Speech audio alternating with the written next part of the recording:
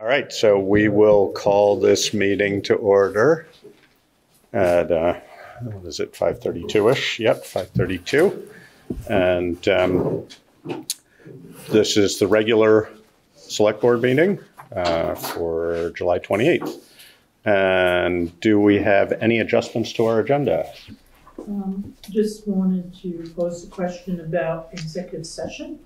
We will have an executive session. It should be brief, but we can have that as it's listed. So okay. We'll revisit that at the time. And we'll announce the title when we get there. Sure. Yep. Thank you. Okay. Approval of minutes. So July 14th. I was not at that meeting, so. I'll make a motion to approve the minutes of July 14th, 2021. And I'll second that. So it has been moved and seconded to approve the minutes of July 14th. Is there any discussion on those minutes?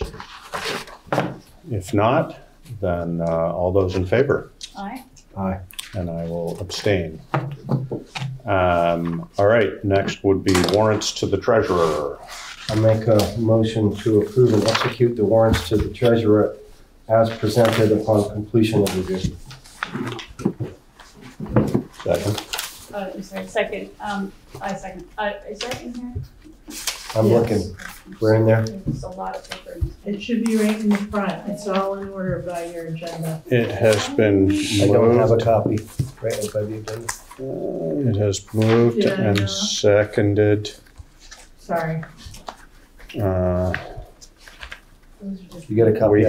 We have copies here, but I don't. Let's In see. that folder, There will be. there's the hard copy. Here. in there. Right. You're just gonna have to share. I was going to say we can postpone, but we can't postpone. No, you cannot. All right. So, Karen, if you want to walk us through first off the payroll.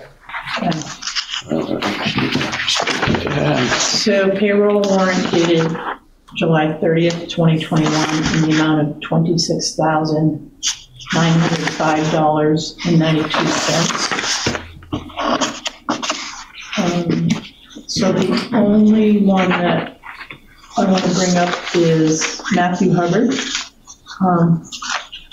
Finished his certification for firefighter. Good. So that's an extra expense through payroll. That's reimbursement for hours for that, essentially, is what that is? That is For correct. hours investment. Yeah. Okay. And that's that one larger one there, too.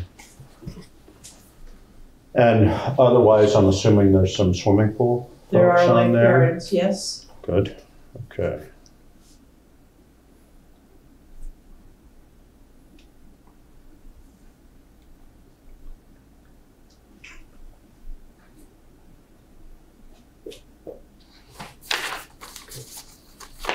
What's that? Yep. Okay, and AP. Accounts payable dated July 17, 2021 through July 30, 2021 in the amount of $57,044.31. So there's really nothing out of the ordinary here. Couple names I don't recognize. Modern Times Theater. That must be library. So your yeah, of invoices course. are right there in that packet. Yeah. Yes. So if you want to pull that, you'll see it. That makes sense. I just didn't recognize it. And then Chrissy Lee Design Consulting. Not sure what that one is. It's in that packet too. That could be, That's also library. yeah. Is it? Okay. So they have speakers. Oh, yeah, okay. Yes. Oh, I see what you're saying. Okay. Right.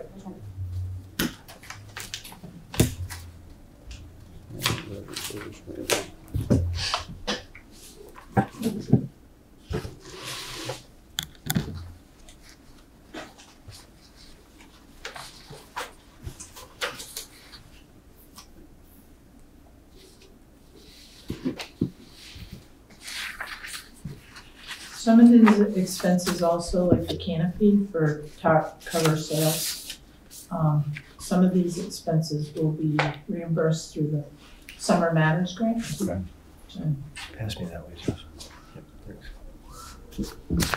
So in that folder also are the warrants that need to be signed Yep. and the minutes. Yep.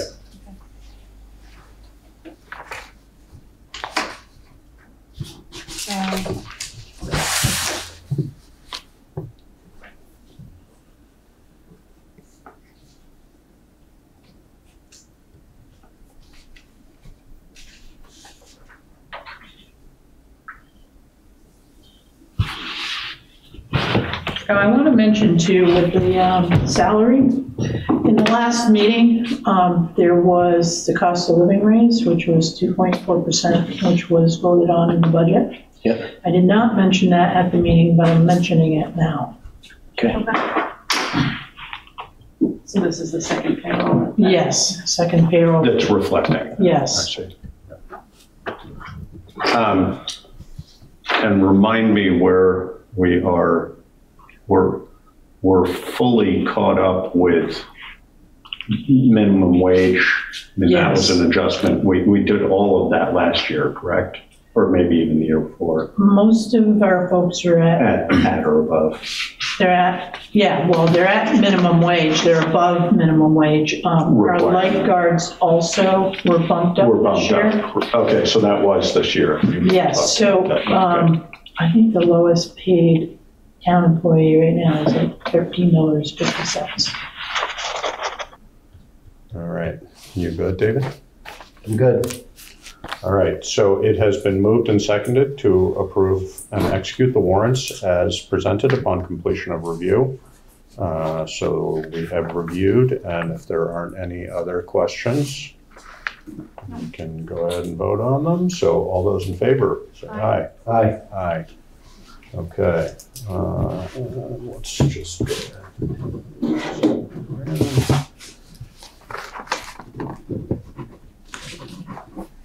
The minutes are where? Want to sign that? Let's see, I probably have those. Okay. Yeah, right there. That would be those guys. Okay, so 28. next on our agenda would be public comment on items not on the agenda. And we have a few people on. I can't see a chat, so if you have anything to add, you're welcome to. Otherwise, people here, Mike Mrowicki. This is separate from what you're here to It address is, anyway. and Okay. I just wanted to share my appreciation. I was walking the dog out in the forest, went by the pool, and it looks great. And I know a lot of people worked hard to get there, but I also want to recognize last winter I was having a chat with our town manager, and she said to me, "We are going to get that pool open for these kids this year." And by golly, there it is. I know these Yeah. things don't just happen, so I want to recognize that. So thank you, Yeah, Karen, and thank you, everybody. You're welcome. Yeah. Thank you, Karen. And all those who made financial Right. contributions as Yeah. well. You bet. But- Without the help of the community. Yep. And in fact, to, I'm blanking on his name, Rick, right? Who did the work? Rick Pettit. Who did the work for Yes. us, because he really sort of stepped in and did something that nobody else appeared willing or able to do. Right, And that was a big financial Yeah. advantage to us. yes, it was. And great timing, too. Yeah. And exactly, and would be very willing to work with the Right. timing. Yes. Yeah. And Joe for all his work on Yes. getting it filled and ready and so on We and had so forth. some minor Thanks for bringing that setbacks, up. but it turned out really It well. looks great. Yes, Yeah. thank you, Mike. You hear the Good. kids, and It's all worth that's it. what it's all about. Yeah, It good. was a win-win always. Yeah. The way the community did it, pitched in, fantastic. Worked out well. It worked out really well. Thank you, Karen. Thank you, Alyssa. Thank you. Thank you Yeah. to the Putney community Mhm. and beyond. Yes, Mr. Fairman. If there's no one online. No, I don't. Go ahead. Okay. First, I second Mike in that regard. And, you know, we have a town manager who manages results, and that's what excellent management is. Mm. And that's why the pool is open. Yeah. Thank you. Thank Yes. you. Good work. Yeah. I know a lot of people helped you, but managers make it happen. Yeah. team effort. Also, Mr. Chairman, when I was out walking this afternoon, I was visiting with a Putney Village resident who told me that the Windham County Sheriff no longer patrols Putney during Saturdays and Sundays. And I'm wondering, is that true? That is true. That's been true. That was all of last year also, I believe. It defaults to the state police who don't, they certainly pass back and forth, but they don't really do local patrol unless they're in the neighborhood for a reason. But they are the default service that provides for us on the weekends. And the nature of that is the shared contract with Westminster, so that between the two towns, we contract for the time, and that's occupied covering the two towns during the weekdays. So therefore, I guess I should ask the question, why not on the weekends? Expense, I think, would be the main driver of that for both for us and for the sheriff's office. I think that I don't have a complete answer to you for that question, other than I would assume that I know it's hard for them to keep as many people as they would like to, and I assume having people covering weekends all the time is both difficult just to achieve and also probably expensive. But that's as much as I know. I suspect that you're right about that, Mr. Chairman. I guess I should just we should all take note that the Vermont State Police usually on a shift have except up in the Burlington area, they have a sergeant and two troopers covering a whole county. Yes, that's true. They really are, again, sort of the default. They're what they are is the default 911 service. So if that's what they do for us, is they cover 911 calls. And of course they're available for non-emergency questions at the barracks, et cetera, but they're there for that most of the time. But that's where, instead of it going through to the Windham County Sheriff's, which it goes through most of the time during the week, it goes directly to the state police. So, but if there is, I think you're accurate in, I'm guessing part of what you're getting at is response time and availability. I think that's the nature of the beast these days. Well, I wasn't, Mr. Chairman, hoping to raise a public issue. I was just confirming what someone said to me during an informal conversation. Yeah, that is correct. Yeah. I want to comment too that we have several deputies that live right in town. Yeah. So if there is, a real big emergency, they would be available just through a phone call. Yeah, and I honestly don't know exactly how. I don't know whether you know any more about this, but I assume as far as that kind of issue is concerned, there's probably some degree of a mutual aid system. Correct. Windham County Sheriffs, even though are providers on the weekend, as Karen says, if something, I'm assuming they would then be secondary to VSP for coverage for us if it were needed. Yeah, So. there is a coordination like that. A bigger question is a structure of all police in Vermont. Yes. There really isn't a system, and it's one of the things we're looking at. Yeah. No, I mean, having coverage all the time is a big task. So, all right. Any other public comment on items not on the agenda? Anybody online? Doesn't look like it. All right. Town manager's report. I'm wondering if we should, can we save my report for later? Because I know Michael has to be at a meeting. Okay. So I'll just save it until the end. Sounds good. Thank you. We can probably skip right to you, Mike, if you want to go ahead and juggle those two. Is that okay with everybody? That's okay with me to do. All right. So Mike, Thank broadband you. status. I have another meeting at 6:30, so I appreciate that. So broadband status, Core, Trowbridge, and I have been the Putney reps to the Windham County CUD, DV Fiber, Deerfield Valley Fiber. They've done a lot of groundwork over the last year to put the organization together, and they have, okay. The group has come together. They are a formal entity now, and earlier this month, they formally signed a memorandum of understanding with GWI, a firm from Maine, to start pulling cable.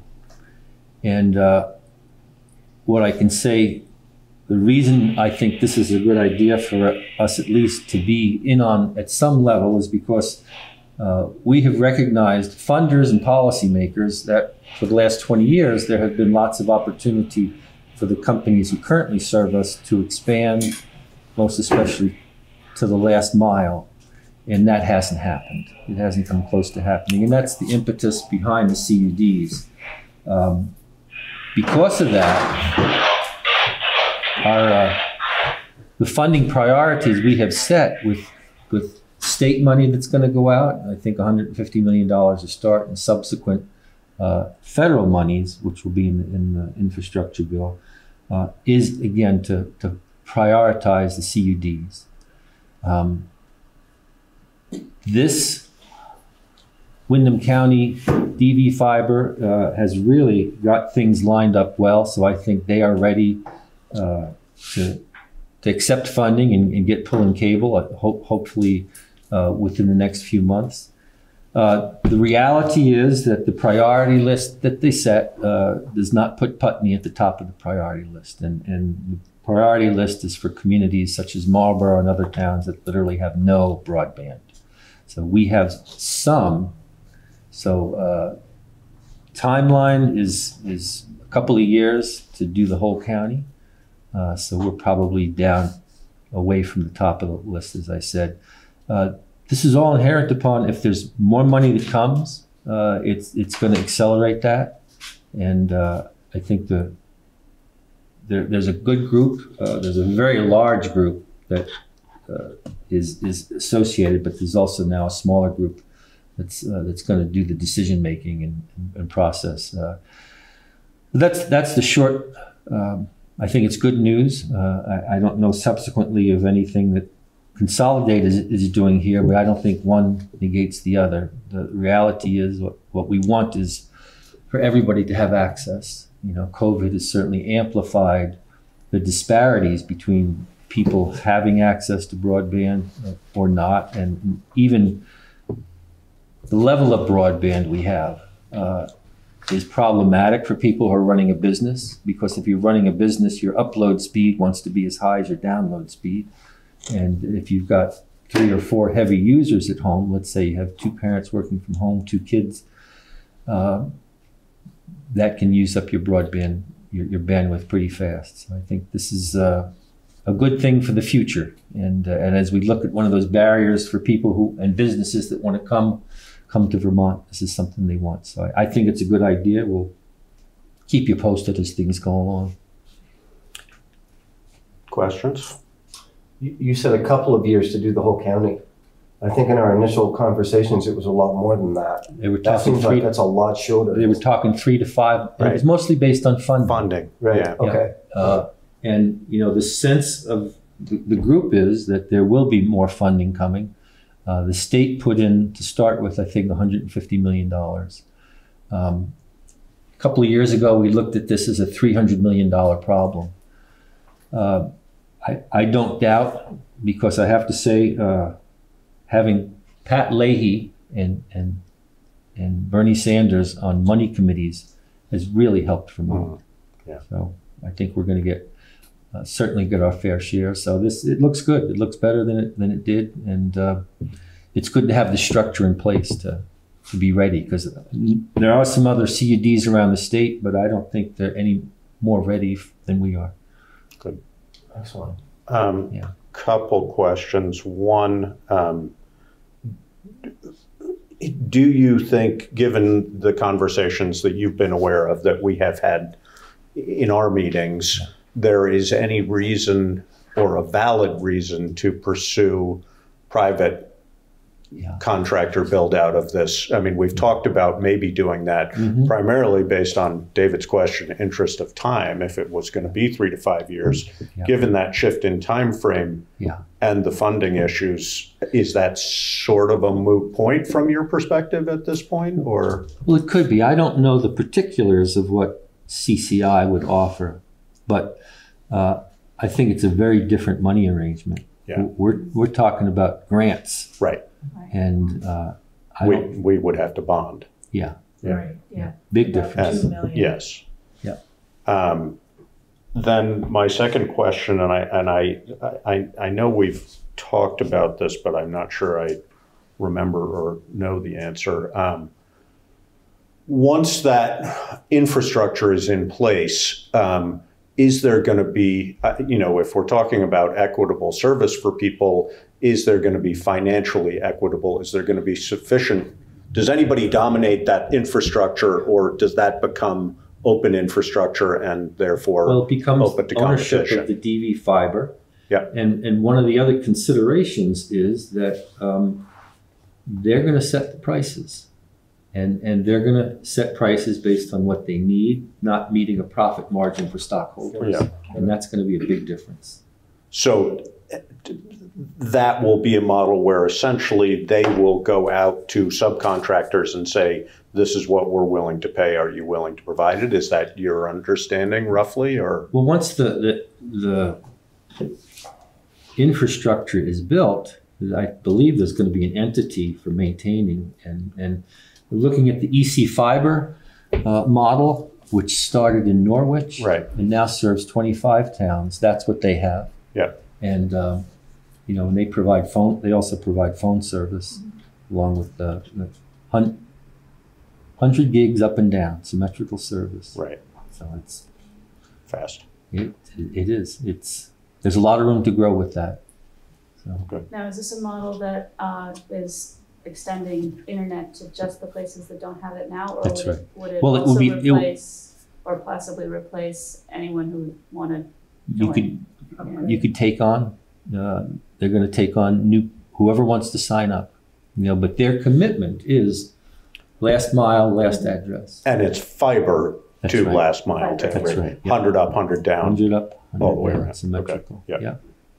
Yeah. Okay. Any So- other questions related to this, Mr. Fairman? Yes, Mr. Chairman. I would like to approach this from a slightly different angle, which I consider to be a practical angle. It has been mentioned that Deerfield Valley Fiber is now thinking in terms of 2 years. There was a news item earlier this week or late last week that Christine Hallquist, who's newly in charge at the state level, is talking about 7 years for the build-out. It has been mentioned that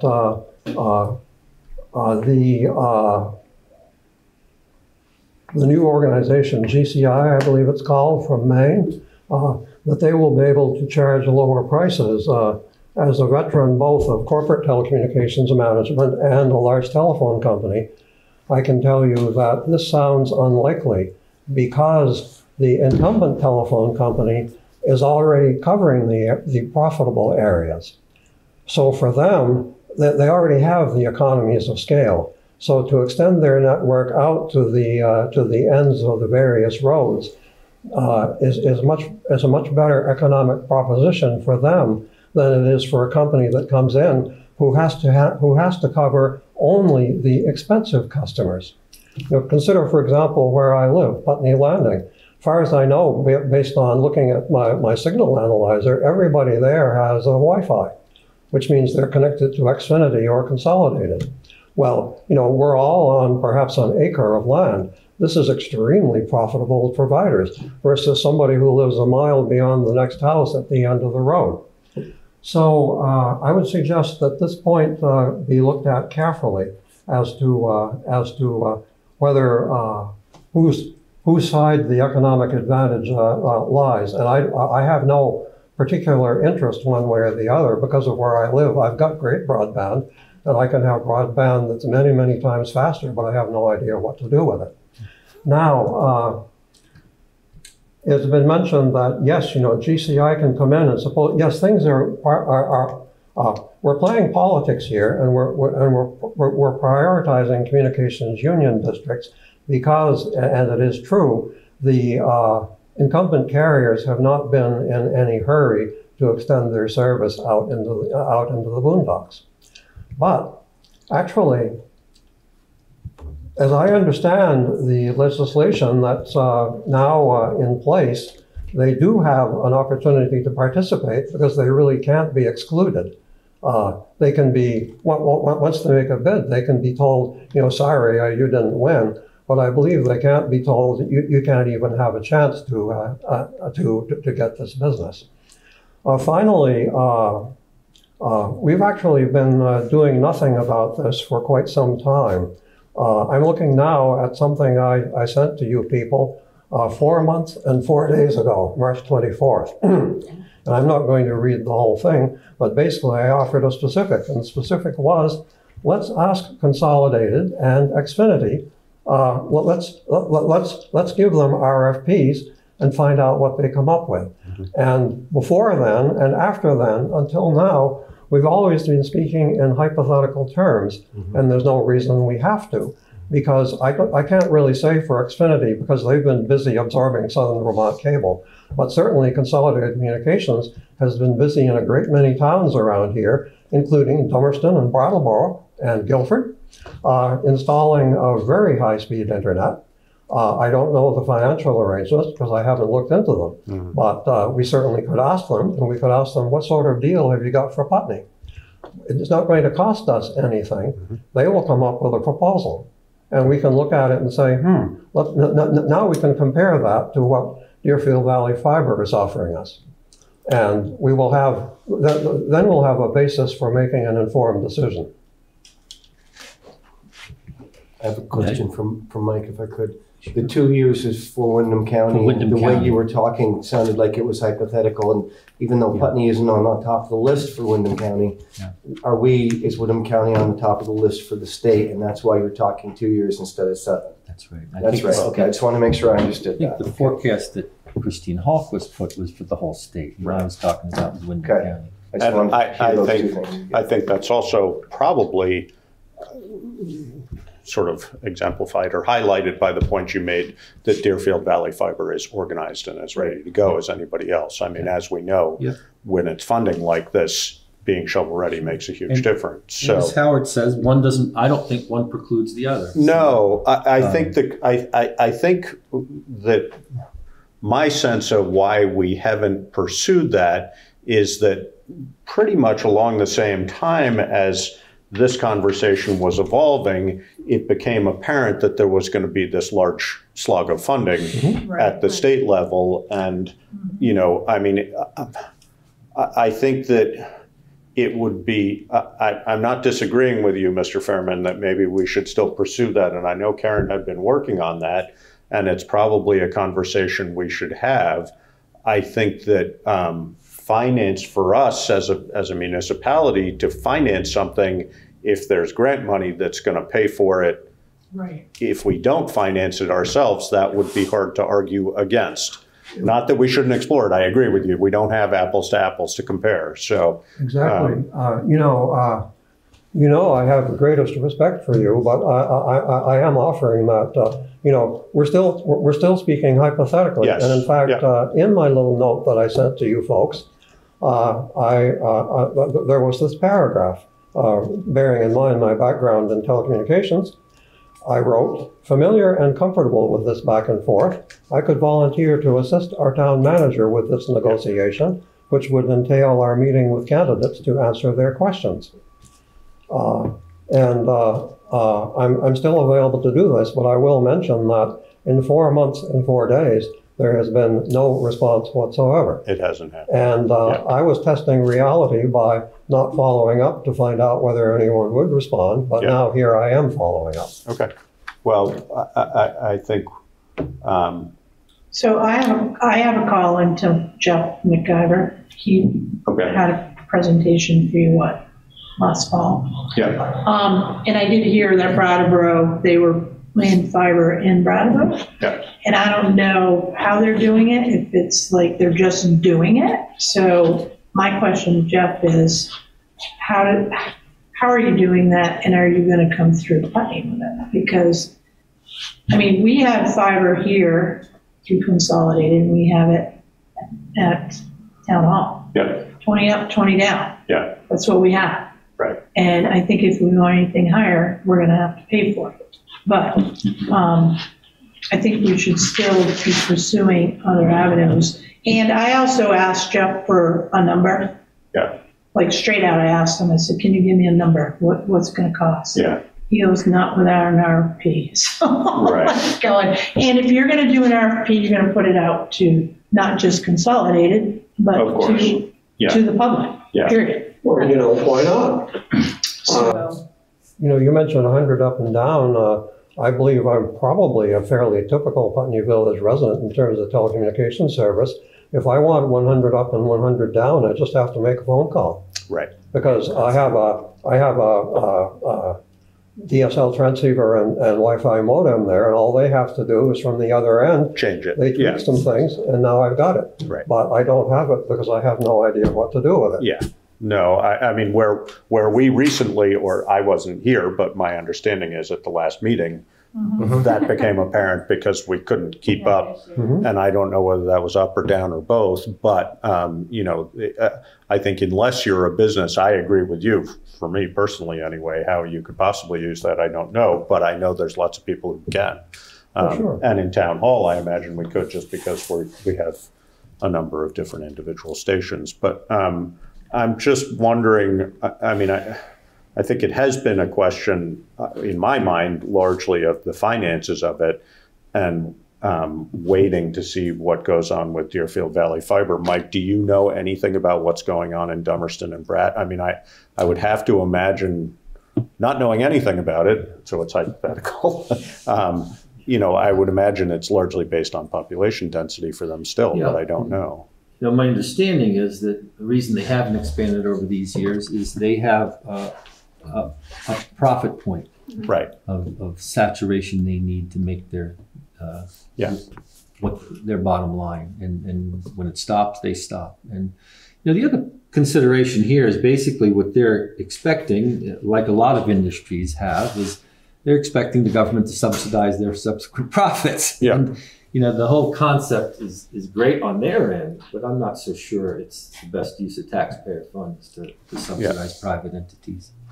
Well, So of course, I have a follow-up question sort of related to this. So there's this CUD here, and the first piece is to lay the fiber itself, which costs money as an outlier, as an outlay. But then there's also ongoing costs to the customer.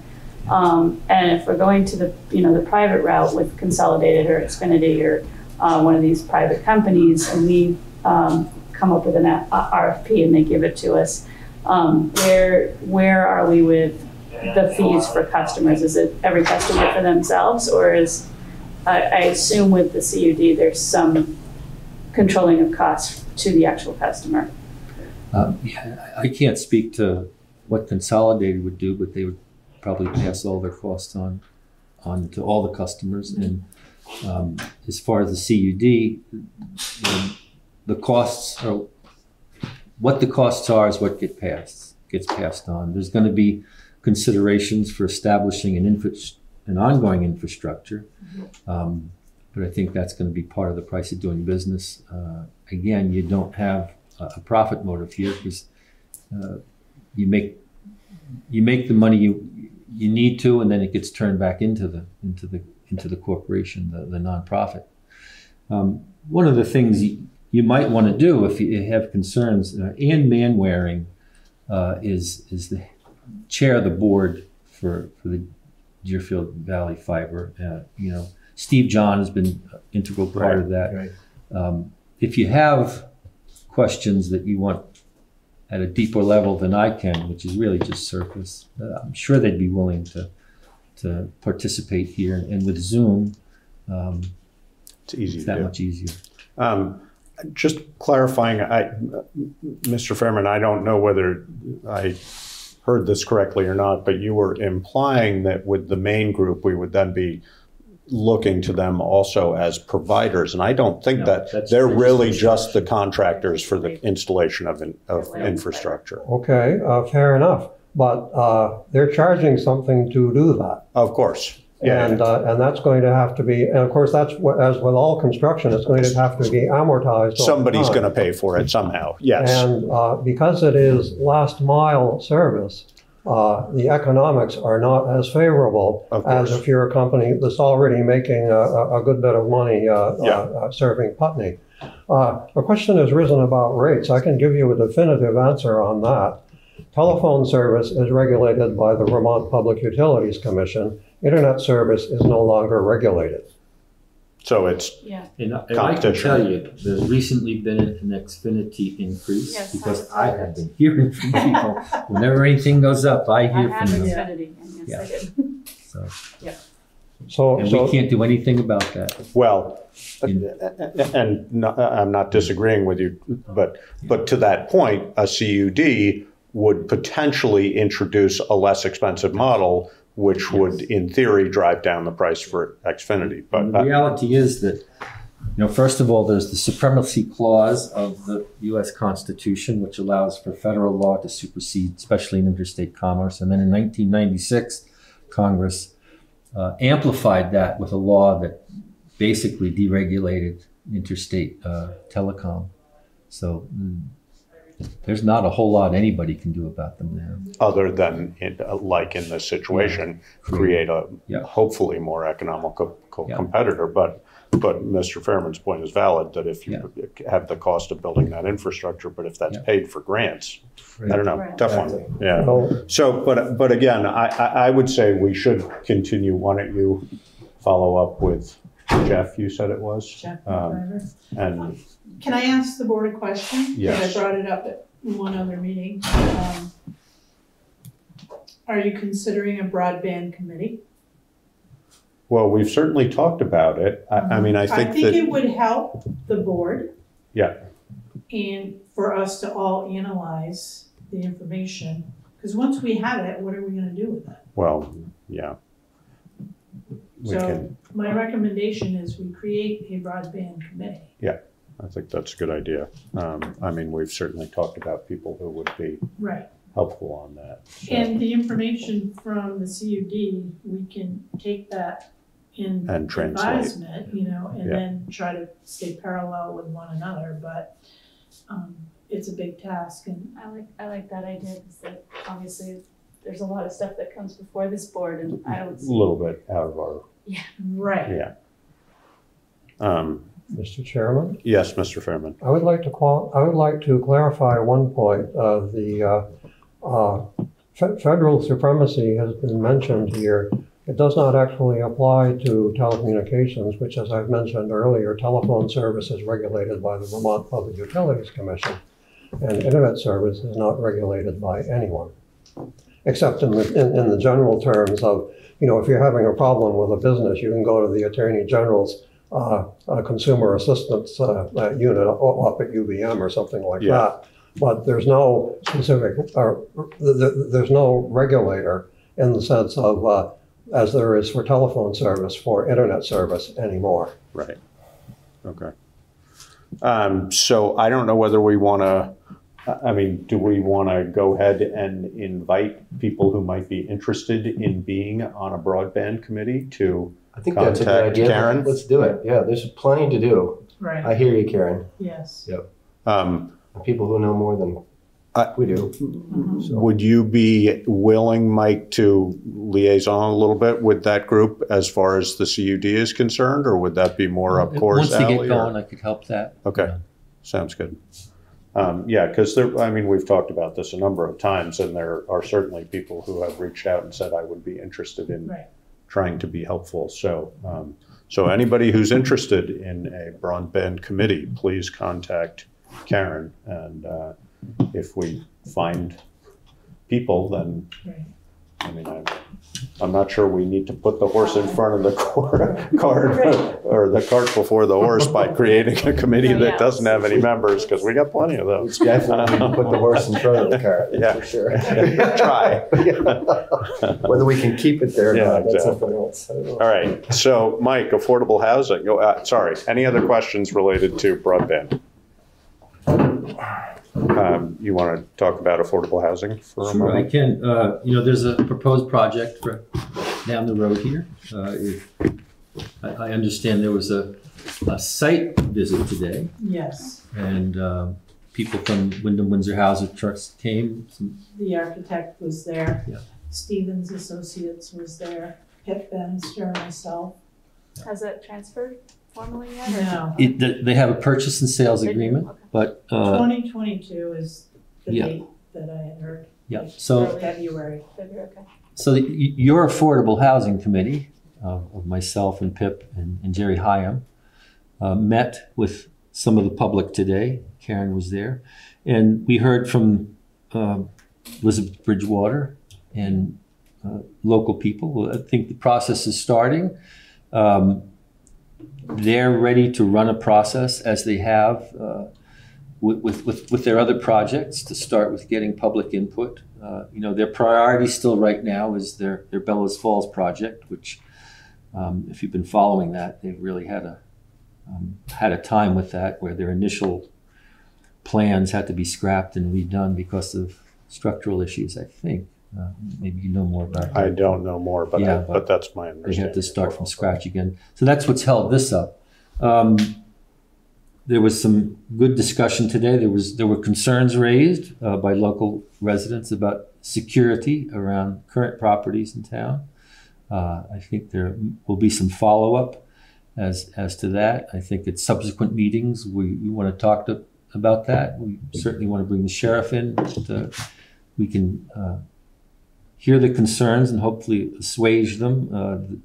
The Housing Trust wants to bring in the architectural team to start hearing from Putney people about what do they want, what does the community need, how do we bring that together, and as we've seen with some of their other projects, I think they do a good job of bringing community input in, and that process is starting now. So I think it's a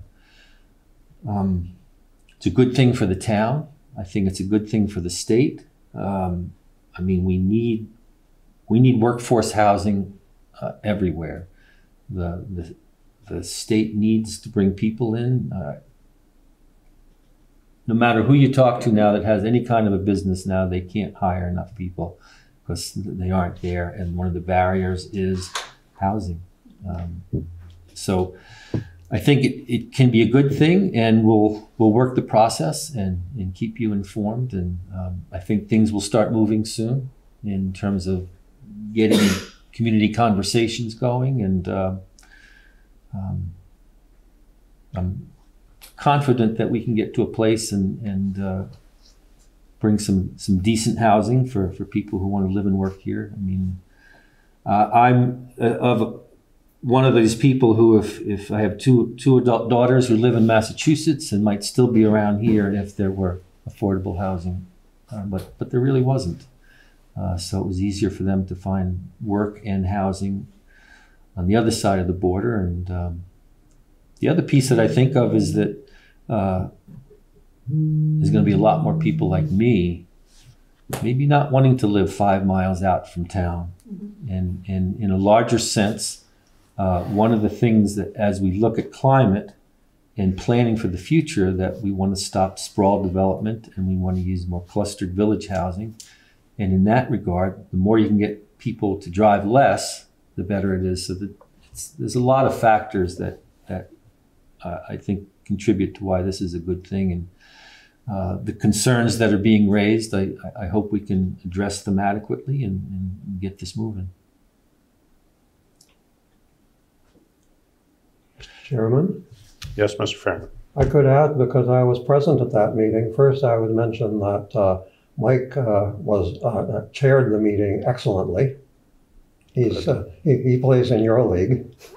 And A point that came up was affordable family housing brings in children for Putney Central School. And you may recall that during our last in-person Putney Town meeting in 2019, our Putney Central School principal told us that enrollment had increased, and the reason was the children living at Putney Landing, where it happens I live. And I was able to comment today that there's more of them on the way because I see them every day. They're just not quite old enough yet, but they're going to get there. And of course, that's the nature of affordable family housing. The security concerns that were raised, without going into too much detail, because I don't want to reveal an incidental private conversation that I had, seem to relate to things that happened off the premises on public property. Now that, of course, means that they are no property owner's responsibility.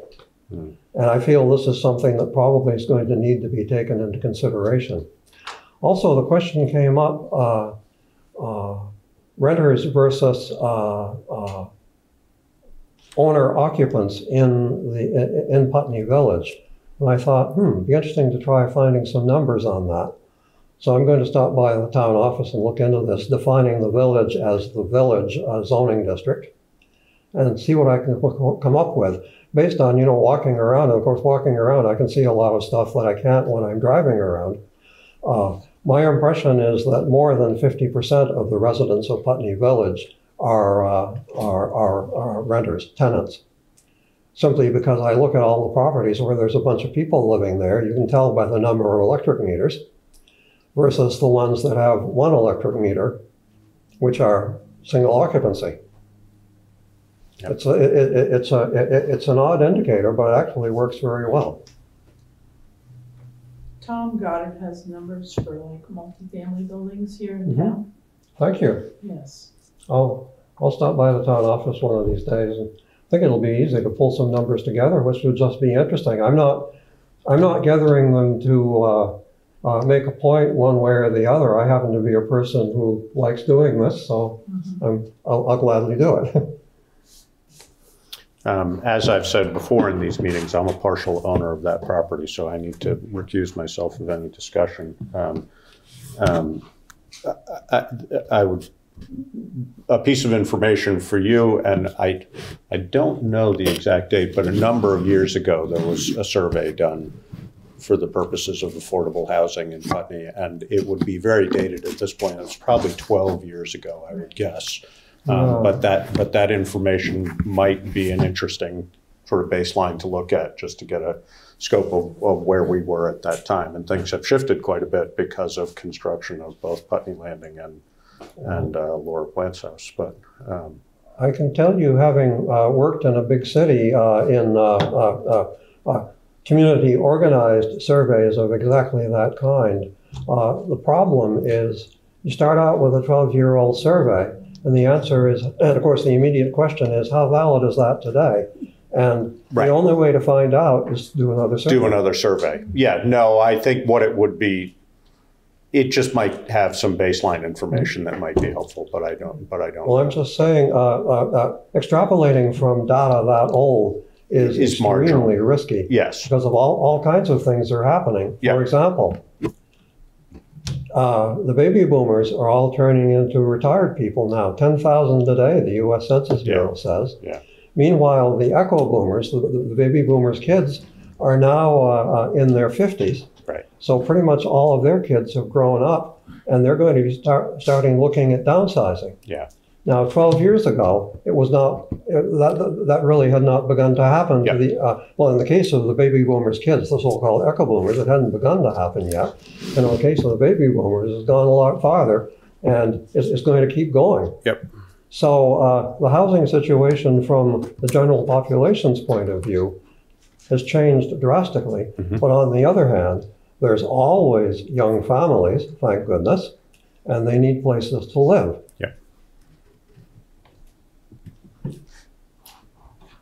All right. To Aileen, you're on the Planning Commission. I am. So that type of information is probably might be beneficial when you're updating the town plan.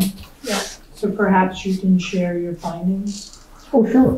And I know the census is not confirmed, the numbers are still not out. And I don't know if Mike has any information on that. I happen to. There's going to be a raw dump of data mid-August. And what that means is the data will be available, but not in a usable form. Right. In September, it will be sent out in a usable form. And, you know, one of the things, serving on the House Government Operations Committee, reapportionment is going to take up most of our time next year. So it's one of the things that I've been on top of. So it should have been done in April. Various circumstances prevented that. So, but here we are. So by September, we should have usable information, which should get us be able to, you know, dig down into the demographics and. I also want to make a details. comment because it's important for us to have numbers, Yeah. because some of our budgeting Yeah. is based on population. Oh yeah. And I've heard that our population in Putney went down. I don't know if it's true. Pretty much. So Yeah. that number is Yeah. going to be important. What I saw from 2019 numbers, and these are estimates, was that we probably lost 100 people in Putney. Do you know So- the age demographic? What's that? Do you know what the age demographic is? I don't.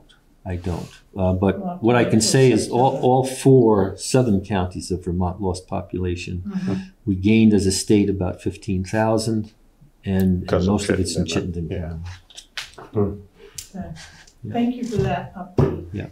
Mr. Chairman, I can supplement that a little bit. The reason Wyndham County, the reason southern Vermont is losing population and northwestern Vermont is gaining population is actually quite simple. And it's, you know, when there's a birth or a death, there must be a certificate filed. They all go to the Vermont Department of Health. And if you look at them, as I do, you find out that there's an excess of deaths over births down here. There's an excess of births over deaths up there. Interesting. So, In Chittenden County, about 155 births for every 100 deaths, for example. And this holds true to a slightly lesser extent, but even so, they're moving ahead in Addison County to the south, Franklin County to the north, Right. and Washington County to the east. So it is not that the young people do not exist who are having the kids. It is that they're not living here. Here we are in population decline. You raised the point about would there be an age breakdown for a decrease of about 100? In an estimate, you can't do that because the numbers are way too small. You know, you deal with, in statistics, when you're dealing with really small numbers, the error rate goes way up. Sure. And at some point, you have to say, we really can't do this because all we're doing is putting stuff out there that we have no idea how true it is. So the question that I have is it really that there isn't affordable housing or there isn't jobs that people can have that they could then afford housing? There's like no housing. Yep. Like affordable Yeah. or not. But- So but is it- or rental. There's a lot of jobs right now There's tons and around tons. here, Yeah. and Jobs that would pay people enough to be able to buy a house or Well, rent a house? you're a good example, David. I know, there's no question, there's Yeah. no place to, Yeah. there's no rental. I was wondering how business ties in with that. Because it's what you're saying is that the births exceed the deaths in those counties. Is that because of housing or is that because people are moving to those counties because there's jobs? Well, if you stop and think about it, many of us in this room have been through that. We were young, we met someone, we fell in love, we got married. Okay, and then nature takes its course. Well, what's going to come first? You have the family or you have a job? In many cases, it will be, well, I need a job to support a family. So you go where the jobs are and you have your family there. Right. So therefore, I would offer the hypothesis, which can be verified, but I would offer the hypothesis because I think it's a pretty good one, that up there are the jobs. So guess what? The young families move there, then they say, okay, now we have a home, we have a steady income, let's have a kid or 2 or 3 or 4. So maybe we need some more businesses too. Well, I think we do, but I think what I was pointing at you as an example of is somebody who could use help and can't find anybody because there's nobody to hire. And It's not just I one mean, thing, I see that's that, yeah. that's across the board in the trade. I mean, right now the trades, it's unbelievable. You can't, I can't find people to do Right, anything. anything. It's amazing. I mean, there just aren't people available at all. So Mike, it's like Yeah. 6:30. Yeah, so I appreciate the questions and the concerns, and what I can offer is that as this committee goes forward, we'll keep you informed, and if you have any questions, please feel free to be in touch. Okay. Sounds Thank you, good. Mike. Thanks, Mike. Thanks. Okay, Yeah. thank you. All right, so let's do the Lister's errors and omissions, veterans property tax exemption. Yeah, in your packet, there's a terms and omissions certificate that will need signature from all three members of the board this evening. So Joseph Zarella, he did not know that. He was eligible for this. Yes. Mhm. So a form was sent up to the state, we got the notification. So basically, the veterans exemption reduces the assessed value, and it can be up between $10,000 to $40,000. So it reflects on this form here, that he does indeed qualify for an exemption. I believe the state's minimum is 10, Yes. and municipalities can vote to up that to up to 40,000. Which we have done. Which we've done. Yeah. Are we reimbursed from the state for this For the difference? first, not really, no, because it's a local exemption, so Okay. it comes out of our pocket, that's the Got it. local agreement. I was wondering how that worked. Yeah, That's why it's called the local agreement. that's why. because Right, we- I was just sure. So, but the state reimburses some, doesn't it, or don't they? No, that's part of that local agreement. Right, no, I know, I thought some of that was, I think So that the local first agreement time- tax, everybody pays a little bit and compensates for the. Correct. Okay.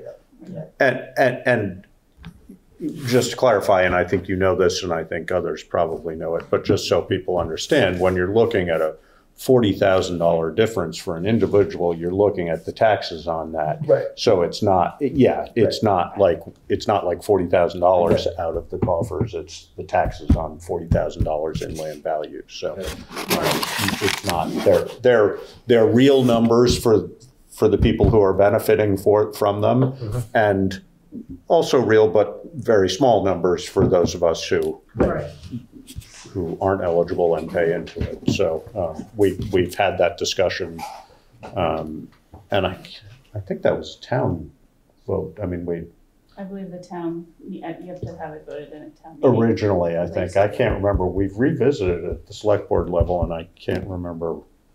I don't know. But anyway, but it's something that we all felt was important. So, okay, so. So this form needs to be certified by the town clerk. So, And it needs our signatures as well. yes. Can you Okay. sign it before you certify it? Do I hear a motion to approve the change due to errors and omissions related to local? I'll make a motion to approve the addition of the veterans exemption for $40,000 for, do you want the name? I would do the assessed value. Okay, so the assessed value, it's a change from 146,700 to 106,700. And I'll second that. Okay, it's been moved and seconded to approve, we're really approving the errors and omissions certificate. Yes. So the errors and omissions certificate with a change from 146,700 to 106,700 related to the veterans exemption local. Is there any further discussion? If not, all those in favor? Aye. Aye. I don't see a place where we sign this. Right there on the right side. Oh, Mr. Chairman, Yes, Mr. Freeman. sometimes I ask a question because I know there's people on TV for whom it may be a little harder to speak up, but they may be wondering what I'm wondering. Perhaps this is a question to the town manager. Given that this person has received this exemption, is it retroactive or only from today forward? It's from today forward. Thank you.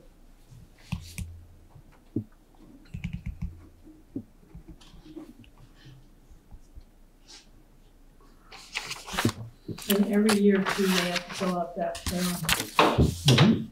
So if they're not aware of it, And it's unfortunate. Exactly. Yeah. It's one of those things that comes up, semi-regularly as something that you would almost think a form like that would be, if somebody's a veteran, that status doesn't change unless they are no longer with us or no longer live in town. So you would think they would submit the form and it would stay, but it's an annual thing that has to be done. And there are certain people for whom that's been unfortunate in the past that they've forgotten to do that. So I did post a link though for this particular exemption on our Facebook page. Yeah. So Mr. Chairman, sorry. People will share it. Yeah. So. You stated the reasons. Person moved away or passed away. Exactly. And other than that, it should stand, but it doesn't. Right. But that's the state, not us.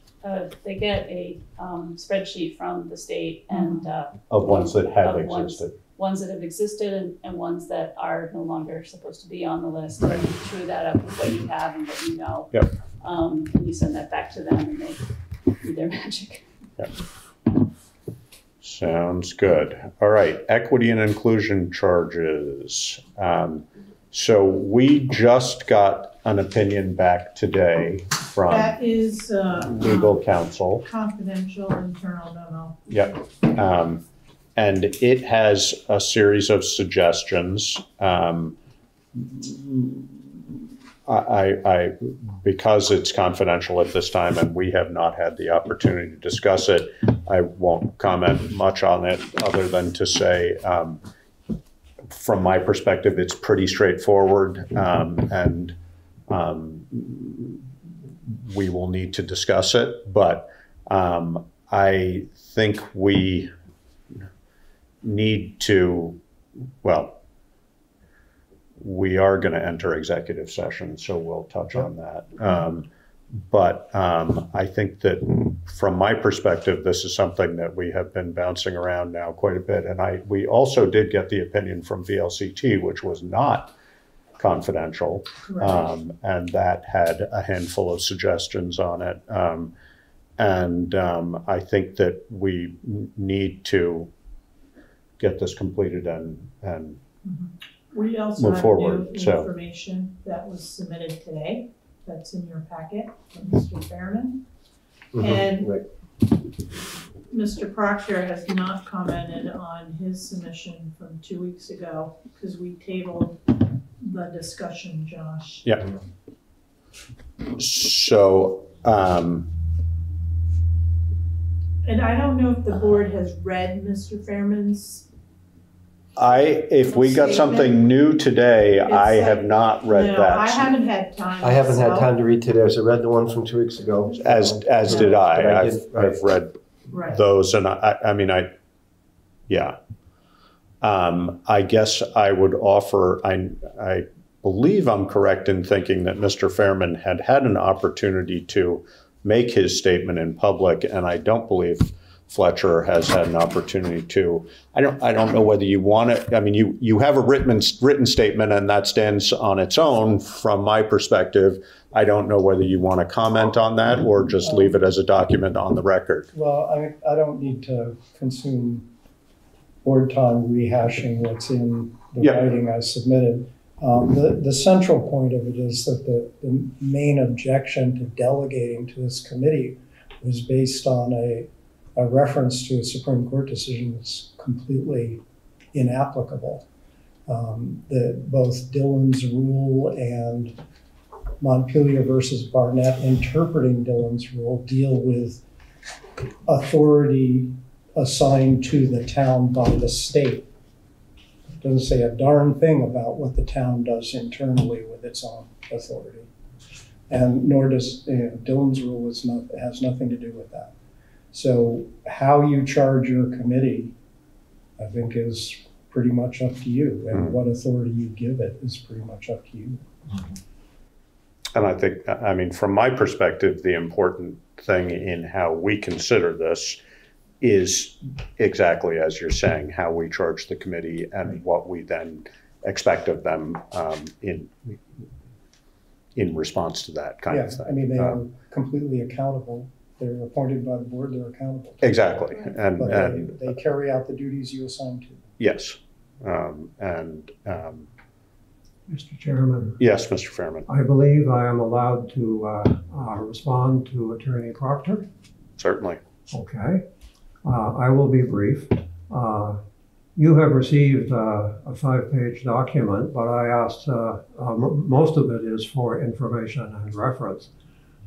So I shall be brief.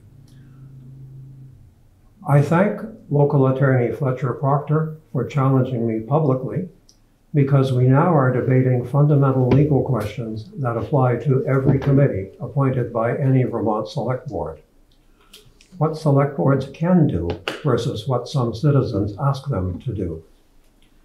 I hereby affirm my argument, as one does before a judge in a court of law, because, as Attorney Proctor implicitly agrees in his A Response by Fletcher Proctor to the June 30th, 2021 memo to the Putney Select Board from Howard Fairman, these legal questions appear never to have been litigated in the state of Vermont. His cited Vermont Supreme Court decision in Dames and Newbert versus Town of Brattleboro decided another legal question. The town of Brattleboro Select Board may comment in good faith on proposed town charter amendments. I quote from Attorney Proctor's final paragraph. Despite the opening statement of the author that he supports equity and inclusion in the abstract, the goal of the memo is to render the Equity and Inclusion Committee as impotent and dysfunctional as possible. My research and study of these legal questions began years ago when a select board authorized a committee whom they had appointed to overrule voters after annual town meeting. What powers and functions to govern a Vermont town can a Vermont Select Board authorize for members of a committee whom that Select Board have appointed? 1, who are legal residents of that town, who have not been elected to town office and have not been otherwise empowered by the Vermont General Assembly per Dillon's rule. 2, or who are non-residents of that town.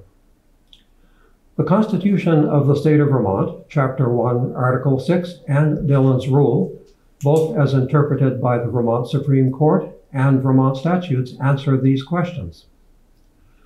Vermont select boards and committees whom they have appointed are subject to the Vermont Open Meeting Law. Vermont select boards and committees whom they have appointed also are subject to Chapter 1, Article 6 of the Constitution of the State of Vermont.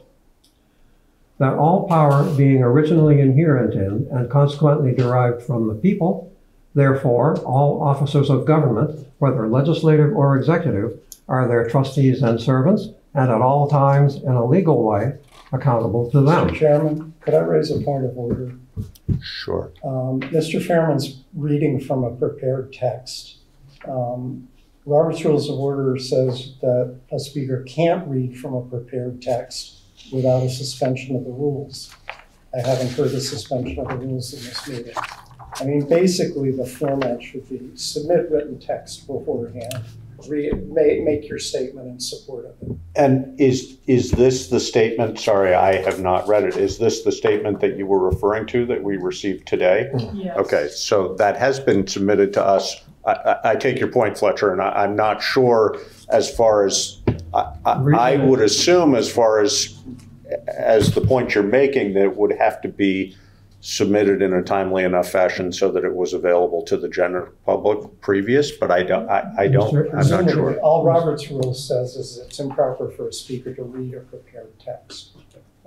I would suggest that for an orderly discussion, having the text in enough time to actually go over it and then discuss it, rather than have it read to you would be So a little we helpful. do have a rules of procedure that supersedes Dillon's rules. And we do have in there specific rules of commentary by the public. And it is up to the chair to allow or disallow those And- comments. And they also can be limited by time. So, Mr. Chairman, the gentleman who's objecting actually is missing one point, which Ms. Chute has raised, which is I have the right under the Vermont Open Meeting Law to comment on items that are on the agenda. And that is exactly what I'm doing, and I have almost finished. There is no requirement that the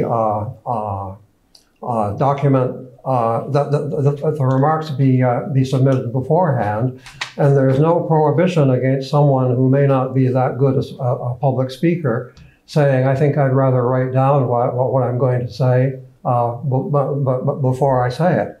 So let me see, I am now at this point 5 paragraphs from the end, each of the paragraphs being very brief, as is my practice. And we are in a public meeting under the open meeting law where A, I have the right to comment, and B, the public has the right to hear all of what I have to say. So as far as the point of order is concerned, if we were to, I would just assume, in the interest of not making this contentious for anybody, I just assume suspend Robert's Rules of Orders as it's been implied we are able to do, but we have to do that. Is that what we need to do officially in order?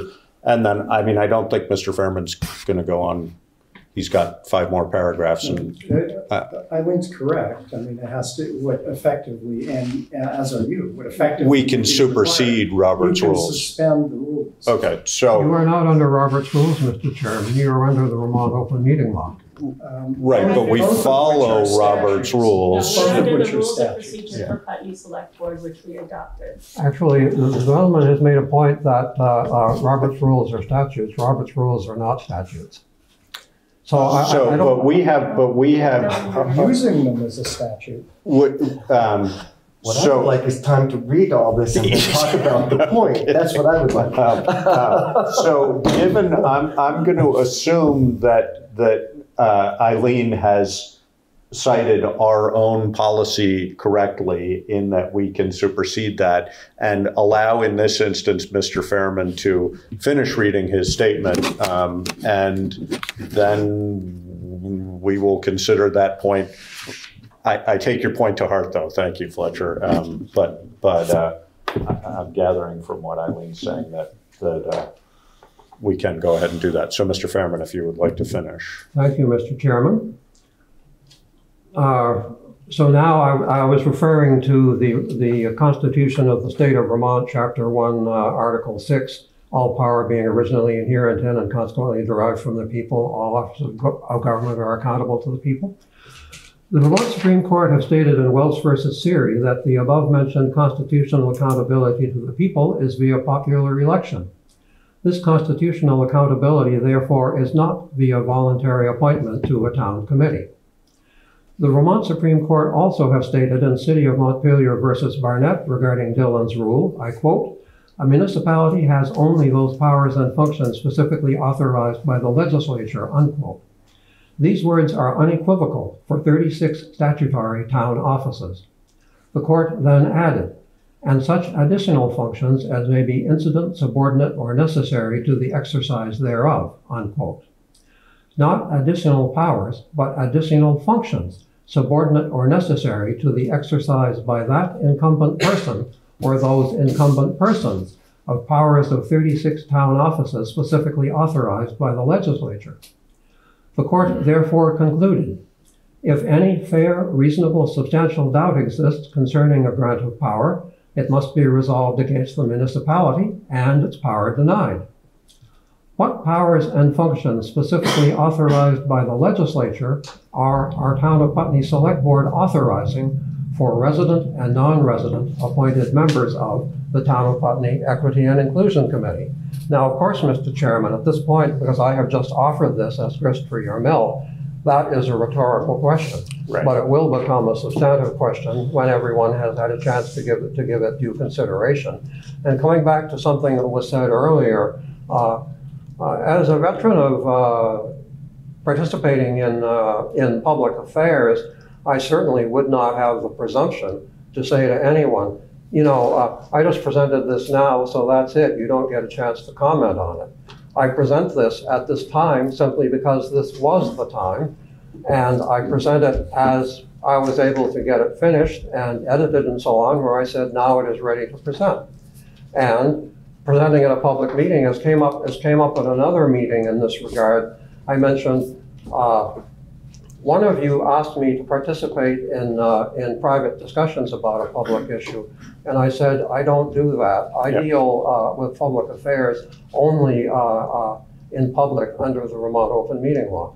And so with that, I thank you for your courtesy and consideration, and I assume that you will take this under advisement for the future. So I have a question, and I again, not having read this and sort of researched it at all, I don't know whether anybody in the room has an answer, but of those 36 official legislative bodies that are allowed, is an equity and inclusion committee one of them? I'm guessing maybe not yet, but just because it's sort of too new a thing. But I don't know. Let me very briefly state, Mr. Chairman, that the reason there's a bunch of pages is because, as I mentioned in a covering email I sent along to Elisa, and maybe you received it, I don't know. That was early this afternoon. There are four notes, footnotes, if you will. One is concerning the question of multiple Supreme Court decisions addressing the same or similar legal questions. The second one is statutory town offices, which refers to the Office of Vermont Secretary of State, the Elections Division. They publish a document, which is online. I give you a hyperlink to it. Local office descriptions. There are 36, and one of the local offices, of course, is yours. Another one is hers. And there are many others. Actually, 35 are still extant. One that is on the list has been repealed. The statute says so. And in every case, this is from the Vermont Secretary of State. There is a citation as to the authorizing statute. And so as per my question, is an office of no? Okay, so no. You will see that they all are the prosaic offices with which we are all familiar. I don't need to read them to anyone because everyone knows what they are. The only thing I have added to that, and this is thanks to kind and generous assistance of our town manager and town clerk, in the case of certain offices, what are the specifics for the town of Putney when it's not something that appears in the town report? And so, you know, I've tried to make it as comprehensive as I can in terms of that. So when we ask ourselves, for example, what about a trustee of public funds in the town of Putney? Well, the answer is, I've confirmed with them, we don't have any. You know, for example, but on the other hand, we know, for example, that we have town clerk, town treasurer, select board, town forest fire warden, and so on. But there they are. And there's note 3 is of interest. I'm not going to read it, but simply to say I have confirmed with the Office of the Vermont Secretary of State that Vermont statutes are silent on whom Vermont select boards may appoint to town committees, which is quite interesting. But this is from the Secretary of State's General Counsel. So I wonder whether we just happen to be in a moment of time where the legislature has not caught up with this issue yet. I think you're looking at the distinction between offices and committees. And I'm not sure. Yeah, I don't. I would put money on the fact that the legislature is not going to bother to consider whether to say a town can appoint an equity and inclusion committee. Well, I wonder. On the other hand, I don't think that means you would are disallow constrained it. from doing it. Yeah. No, I mean, for example, sorry, one more question and then, our conservation commission's on there. I mean, that. Well, that's a statute. So, right, exactly. Statutory. So. But there are other committees that we I mean, have and other towns have that are not talked about in statute. But they're not Statutory. disallowed as They're a not result of disallowed, that. and Right, we- okay. Yeah. Mr. Chairman, I'm going to clarify because communication is always imprecise, and the question is, we know what we meant. The question is, what did other people understand? Right. But there's also the possibility of mischaracterization. I have nowhere stated that I am opposing the Town of Putney Equity and Inclusion Committee. Yeah. What I have asked as two questions, which were my questions 1 and 2. What powers and functions can they have? Yeah. And this, to my knowledge, has never been litigated. And I'm not saying we should litigate, but I'm saying it is a very interesting question, which I got into years ago when that situation came up with the overruling of voters at town meeting. So, you know. I'm sorry to interrupt you. Go ahead. What you were saying earlier was it's up to us because it's so general, and it's up to us to give them the charge with whatever power we have, authority we have, because we're the legislative body. 2 points. One is, I haven't seen a darn thing in any piece of that charge that would overrule town meeting in any respect. Right. That's a red herring. Right. Yeah. But my question is that there isn't any statute or law limiting us to what That's exactly, we can't or that's can't. exactly the point. Okay, Dillon's rule doesn't that's say my it. question. I don't know. I'm asking. Yeah. It's Mr. now. But I would also point out that it's hard to square a position that the desire isn't to basically subvert the committee when you get down to saying the committee isn't authorized to even adopt rules of procedure. What, everybody's supposed to talk at once? Mr. Chairman, point of order in this case. The gentleman is accusing me referring to a document which he has not been willing to present to the public in this meeting. I call a point of order on that because certainly if he wishes to criticize me, he certainly has to provide the basis for doing so, which he has not done. Well, but since he has raised the point, I did not say that.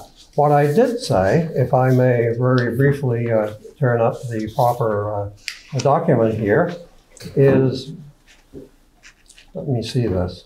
Can I bring up a point of order? Yes. So in our procedures, our I said- procedures, I'm speaking One right moment, now. point of Well, order. you interrupted me. I'm a member of the select board. And she asked for a point of order, so Okay. we'll just do it.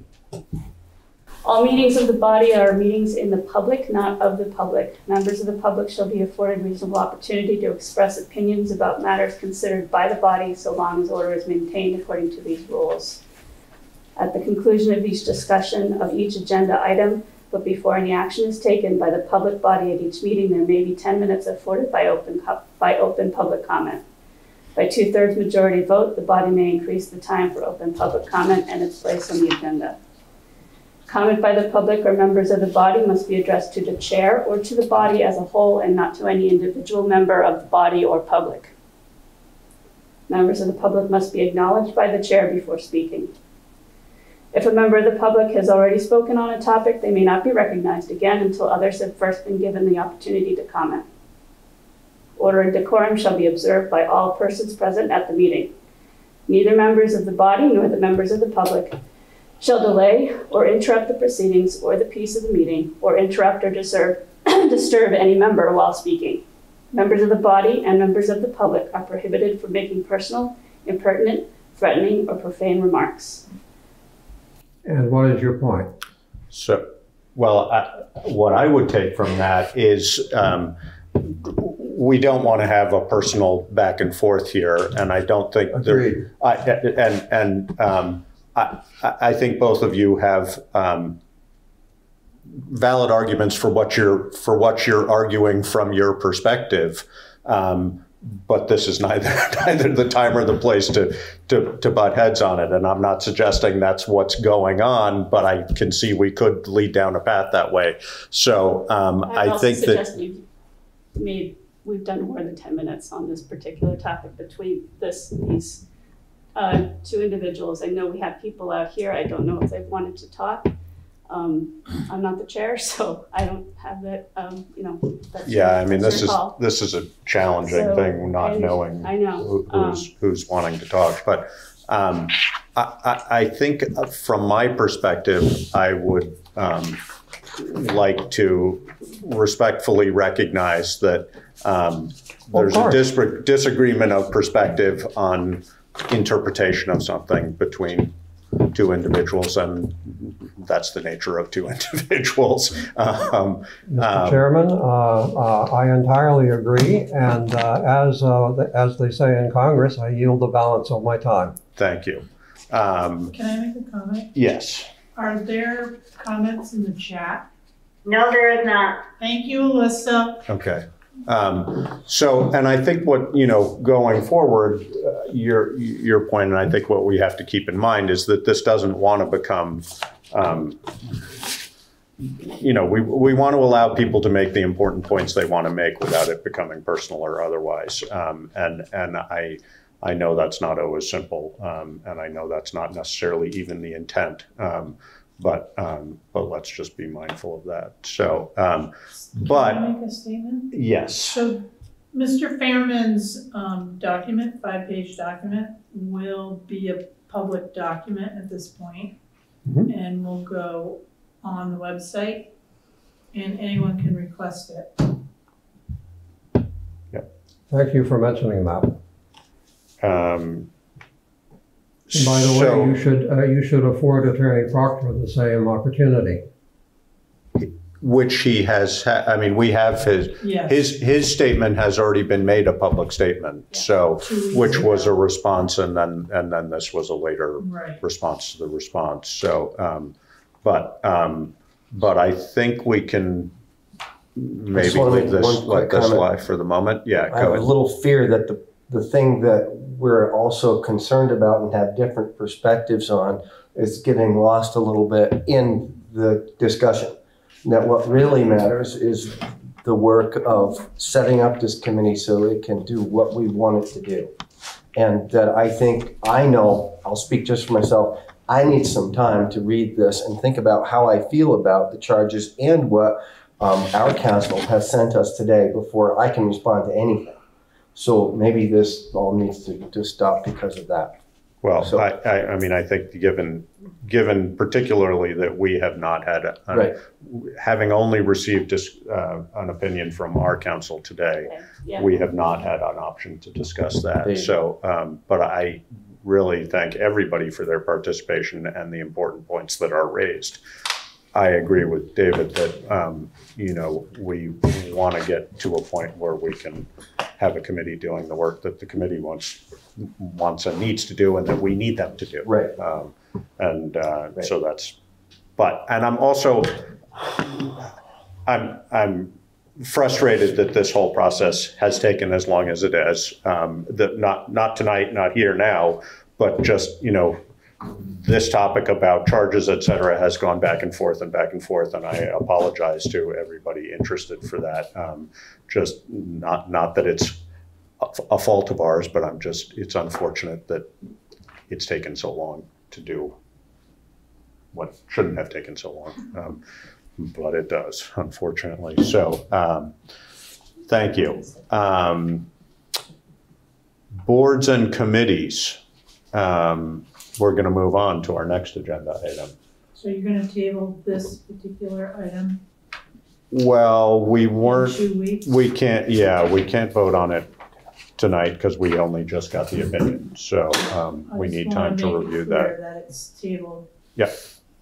70%. This is Swift. I just have a question. Yeah, go ahead, Swift. Will you have enough time in your executive session to discuss the pieces that were brought today in addition to the lawyer's comments? I don't want us to have you go into executive session now to discuss the lawyers and then in 2 weeks to discuss what came up today. I will, well, that did come up. The lawyer's opinion came up today. So, but yes, I hear the point I think you're trying to make, Swift, and we will try and address it in executive session. Well, I mean, that's a public document, so we're not going to. No. Mr. Fairman's document is a public document. Yes. So we won't discuss that in executive session, but we will discuss council. But my hope would be, Swift, that we can, in fact, based on council's opinion, that we can move forward and not be held up by further discussion. So with the attempt that we would hope that we will vote on this in 2 weeks? I would hope so, yes. Okay, great. Okay. Boards and committees, energy commitment appointment of Robin Ekstrom. Has Robin submitted a letter of interest? Yes, you have an email in your okay, packet. sorry, actually I didn't know that. Chair of the Energy Committee sent on a recommendation. Which is Aileen. So, I recommend is there a motion to approve appointment of Robin Ekstrom to the Energy Committee? So moved. A second. It's been moved and seconded, unless there's any discussion. I have a comment. Yeah. So we are still looking for able-bodied people to serve on the Energy Committee. Yep. So anybody interested, please send your letter of interest to me. This is actually a zero. We didn't gain anybody. Lionel resigned and Robin is coming on. Right. And I did not to able-bodied or not. I mean, just to make the point that we're not basing an appointment to this committee. And I know that's not how you to say. You know, anybody who's qualified for whatever reason, as long as you know. If you want to volunteer, Right. please. Yeah. Yes, if you have an interest Yes. and Energy, are able to yes. participate, Yes. then and that goes for many of our committees. So You're breathing, taking nourishment, please. but be willing and interested because that's important too. So it's been moved and seconded to appoint Robin Ekstrom to the Energy Committee. If there's no further discussion, all in favor? Aye. Aye. Planning Commission resignation from Jules Lavoie. That is in your packet as well. We have a letter from Jules Email. Email in it, of his letter of resignation. And I just want to say thank you to Jules for participating on the Planning Commission for the time that he did. And we wish him all the best and thanks for your time. And we have openings on this committee as well. Yep. Yes, we do. Commission. And age to serve on a committee board, Eileen. Well, We this is need to make a motion. on which one? To Well, accept I guess No, you just accept it. yeah. Yeah, I just accept it. So this is a good segue on a bunch of different topics that we've already talked about. Obviously we're looking for people on the Energy Committee and the Planning Commission and all sorts of boards. And in discussion with a bunch of people in town and also my 14-year-old, the discussion came up as to how old you have to actually be to serve on a committee. Mm-hmm. And so I went looking in statutes and could find no such age requirements at all. So I reached out to VLCT and they basically said that there is no age requirement except for there are certain boards and committees, commissions rather, that are elected positions, and as such you have to be a registered voter of the town, which means you have to be a resident and you have to be 18 or older. So as far as energy committees, even conservation commissions, planning commissions, Equity and inclusion. yeah. All of those ad hoc type boards, we can certainly, there's an extra pool of people that we have potentially, to explore if the board is amenable to that. And to cultivate. Yeah, and that's the other, Yeah. I can only see positives to this. And it feels to me, and I don't know whether it feels to me like people younger than voting age have been elected. I wonder whether is there an exemption to that statute? Maybe not. I mean, possibly maybe that was in another state. I'm not sure. Or something, but in Vermont statute, you have to be a registered voter to be a select board member, a lister, a cemetery commission, probably justice of the peace, anything that's elected. Well, I certainly, I think I would agree with the sentiment that I think you're expressing, which is I would encourage younger people to involve themselves and would welcome them as long as we were just discussing, they had an interest and a willingness and ability and time, et cetera.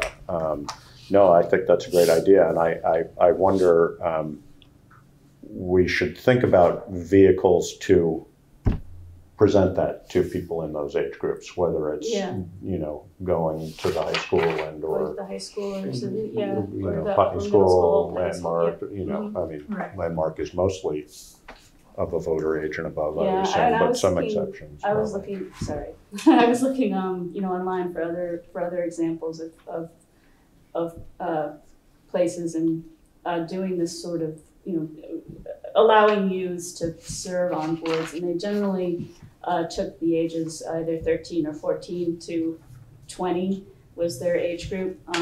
So they were limiting it to some degree to somebody who was in high school or beyond the middle school years maybe, but we don't necessarily. I mean, if they're willing and able and. I think that would be a one-on. For me, that would be a each time decision. Right. I can certainly imagine kids at Putney Central who are both emotionally and intellectually capable of being on a committee. So no, I think that would be great. I think it's an excellent idea. I don't know, Mr. Chairman, whether it would be fruitful. I would just like to second what everyone has said. This is a wonderful idea. Yeah, it'd be great. Because in my own looking into this, as I've mentioned, the Secretary of State's General Counsel says the same thing. Statute is silent on who may be a member of a committee, so it is up to you. And I like your suggestion of why not do it on a case-by-case basis, because it really isn't a question of, you're 9 years old and you have to be 10. It's a question of what do you bring to the committee? Yeah. These people are citizens of the town too. Yep. No, and I think that we're certainly exposed these days to a global influence that shows us that there's a lot of exceptional people of all sorts of ages. So we don't want to miss out on those. Right. But thank you for bringing that up. Did you want to go any further? I don't think we need to take an action on that. I don't think we do. There's possibly a letter of interest coming down the pike to join from a certain 14-year-old. For a 14-year-old to join the Energy Committee. That would be great. I would certainly entertain that. Okay. All right, lease agreement with the state of Vermont. I'm guessing that might be related to the property we're sitting on or not? It's for the hazmat vehicle that's sitting in the bay. Yeah. That's connected to the exhaust system. Yeah. So this supersedes the other lease agreement. Yep. And in here it does state it is to have that vehicle in our bay. Yep. And the $13,000 that is mentioned in the lease is for the cost of that hookup. Right. Which, and just to be clear with people, one of the reasons the state, when we explored it, we had talked about at town meeting when we initially approved, voted on spending $113,000 for the ventilation system. That discussion included the state participating in that to the tune of $13,000. It turned out that the state was not able, for whatever reasons, to just give us that $13,000 for that purpose. So this is a means of accepting legitimately that $13,000 in exchange for the use of that footage. So, Yes. good. Do we need to, let's see. So I do need a signature, and I would ask that the chair. Yep, so do I hear a motion to approve the amended lease as presented? So moved. Second. Okay, it's been moved and seconded to, and this is, this is license agreement 627. Correct. So it's licensing that vehicle to be here, essentially, is what it, so it's not actually a lease. It doesn't sound like it. No, Yeah, it says so, it's license agreement. Right. Yep. So I would, so the very last paragraph on the back page states, license agreement and acknowledge the $13,000 cost as part of the exhaust system infrastructure project. Yeah. So would you like me to sign that, or do you want us to approve you as the duly authorized agent? However you want to do it. So I would like to put aside the motion that I suggested and present another motion, which would be to approve the license agreement with the state of Vermont, number 627, as presented, and also approve Karen Astley as the duly authorized agent to sign. So moved. And I'll second. It's been moved and seconded. If there's no further discussion, all those in favor? Aye. Aye. Good. And I don't have to sign it. So you I have a blank copy. right here. Yeah, Thank you okay. for clarifying Thank you. Okay, now I shuffled all my papers. I have to find my agenda again. Okay. Financial statements, end of fiscal year 2021. So I don't think we need to go through much on this right now, but No. do you have any specific comments related? The only thing I can say is that we're still shuffling money around. So like this 13,000 Yeah. will go into the last fiscal year we just closed out. Yeah. So we finished at a negative $3,302.63 for the year in the general fund. This is the only one that was in the negative. So having a year with COVID, this is not a bad number. Did you say that number again? It's very, I just want to hear that. It's really a very small number. That is a huge win. I just want to hear it again, I okay? just want to say that I wish it was more in a positive state like we had in the last couple years. We are still out delinquent taxes for 2020, almost $70,000. There you go. It still comes in, trickling in little by little. Water and sewer, we are still collecting money for the end of June. So that money will go back into the 2020 fiscal year as well. Let me just see where that number is at. Does that go? I think I'm right in saying that you have 60 days to reconcile all of this, is that correct? Yeah, we have until the end of August. So we're out between sewer and water, $51,575, okay? The current still out there to collect, $38,544.37. So overall, things look better. And we'll see how things shuffle out in the next month. We didn't have a tax sale, as you know, but I will let the board know that 2 properties that went to tax sale last year were actually redeemed. Oh, they were. They were redeemed. We had that last week, right? Yeah.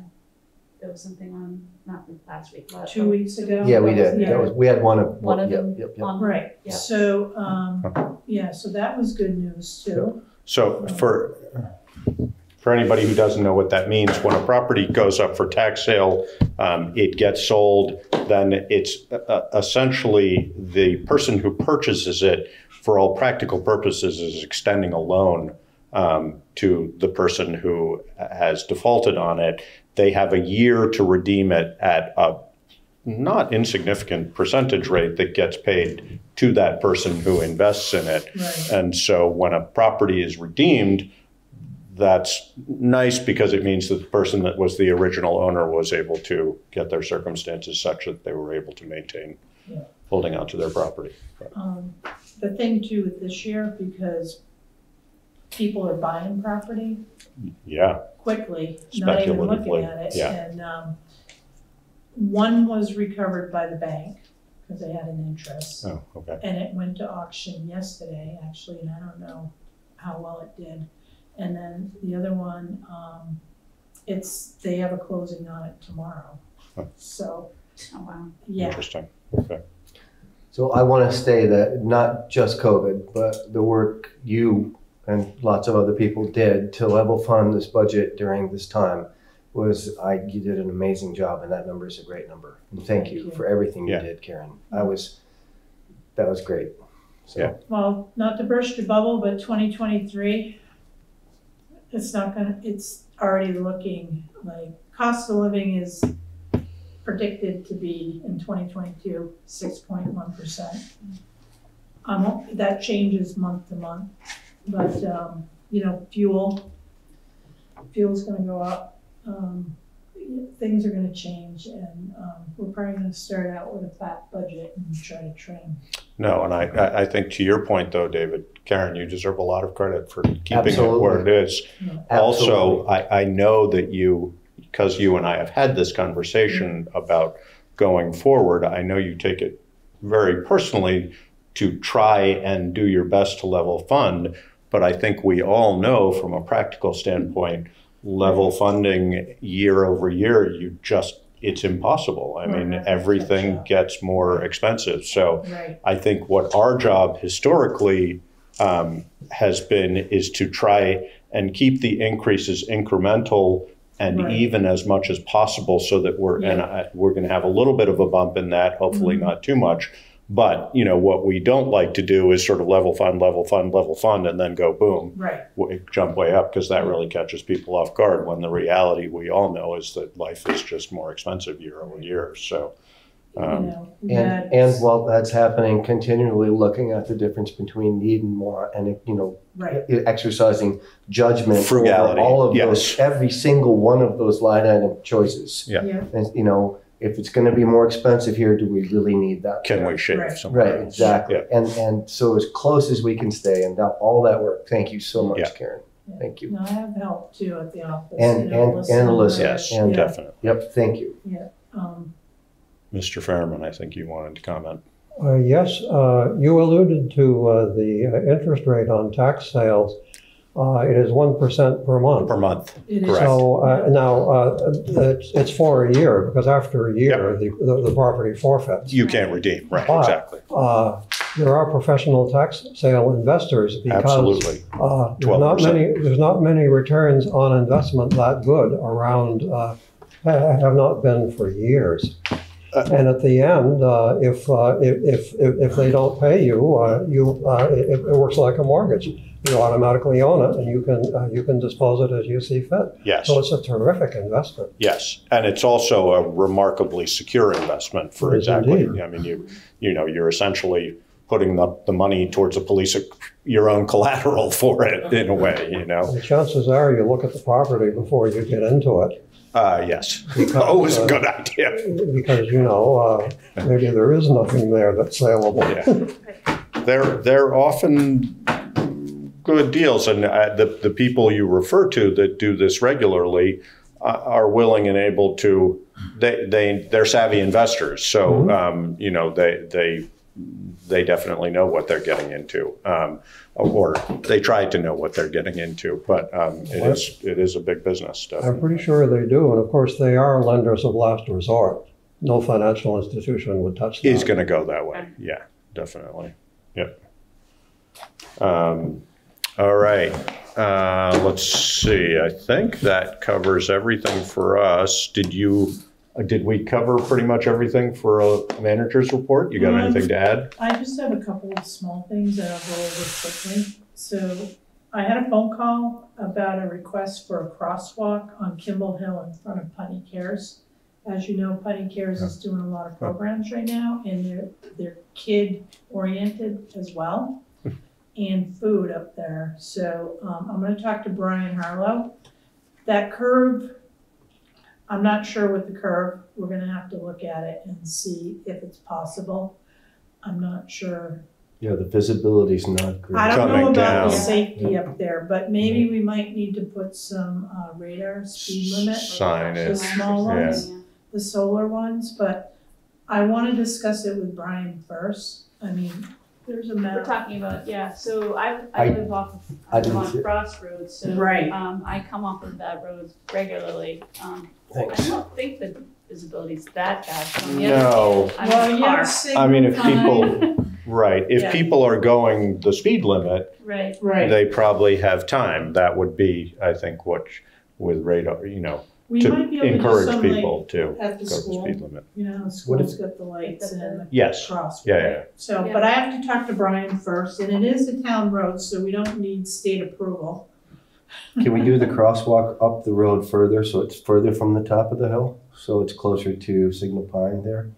And that gets people better well, there's no But visibility? is it- sidewalk on that side though, so I think the idea was that you get to the sidewalk and walk straight across. Right. There's Yeah. no sidewalk On and the other side. on the other side? Yeah. Okay. I'll talk to Brian and bring it back to the board, Yeah. but I just want to let you know. You know, I mean, I don't know whether we're already in on this, and I don't know where it is as far as the cycle is concerned, but, you know, it might be a opportunity for grant money for bikes and paths to get signage like that. Because that's the kind of thing they like. But no, I think that's a great idea. It never occurred to me. Well, hasn't been that much of a need also because Right, but they're increasingly active, so. Yeah. they are I think with that would be a good the new idea. director. There's a lot of stuff going on there. Yes. I wondered, and I don't know what role we play in this, but just coming, I often go across Sand Hill and go north on 5, and sometimes I don't because I choose to take the safer route through town. But it would be really nice, and I know it's been discussed before, you know, that speed limit was reduced a number of years ago coming down there, coming south on 5. I wonder whether we should petition the state to put one of those radar signs in there too, because people still fly down through there. That's a bad And visibility They are, spot. and It's a I- terrible Yeah. visibility spot, and a radar, one of the radar Yeah. speed things. I don't know if that's gonna slow people down, but I think a mirror right across from Sand Hill going on to Route 5, so drivers can see what's coming down the hill. Yeah, I would be a little, I talked to somebody today about that. is that right? Well, that would be a question.